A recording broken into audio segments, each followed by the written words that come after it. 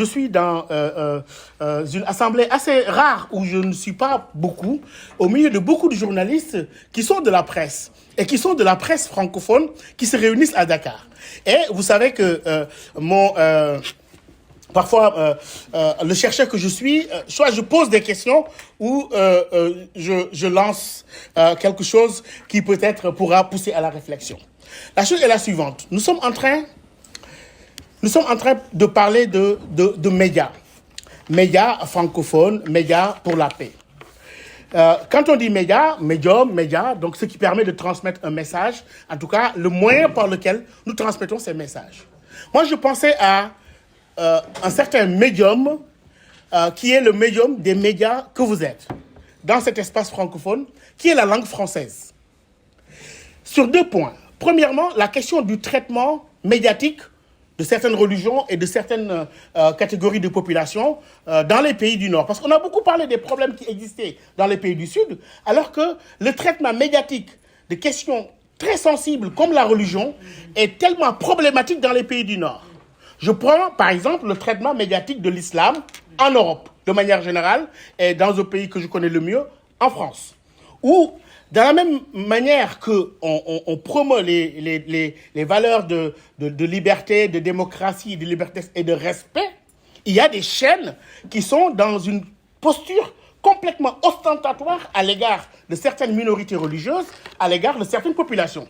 Je vais même citer, vous prenez CNews, vous prenez d'autres chaînes qui émettent certes en France, mais qui sont vues dans d'autres endroits de l'espace francophone et qui heurtent la sensibilité de millions de populations. Et je me dis, ça aussi, ça mériterait d'être posé dans une assemblée comme celle-ci.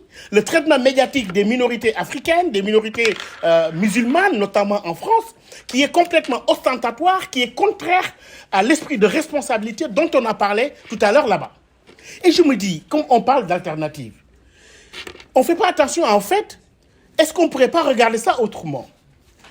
J'ai fait une conférence à Paris 8 et je disais que le thème de ma conférence était le français, langue de l'islam.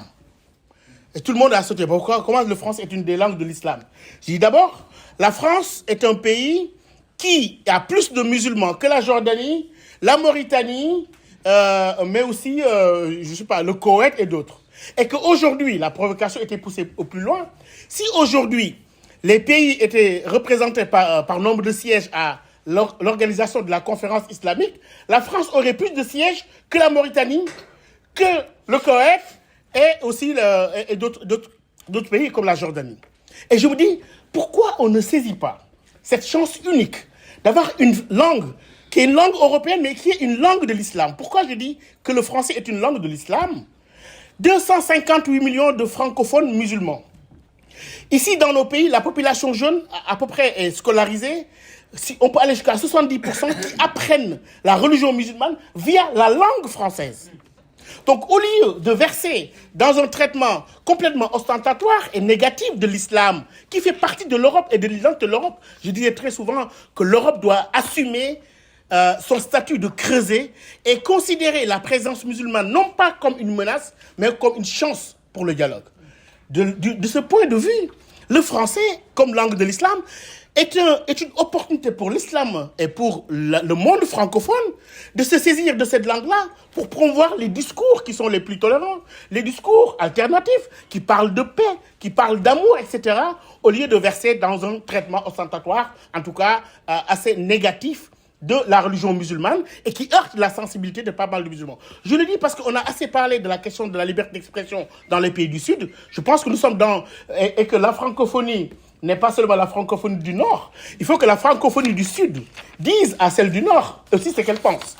Et comme nous sommes majoritaires, à part la minorité francophone d'Europe, constituée par la France, la Suisse et d'autres, donc c'était pour moi un message assez important.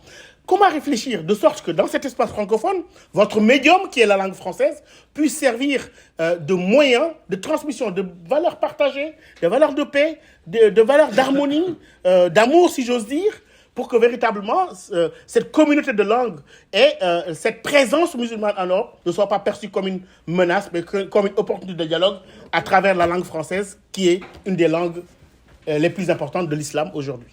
Merci. Okay, merci.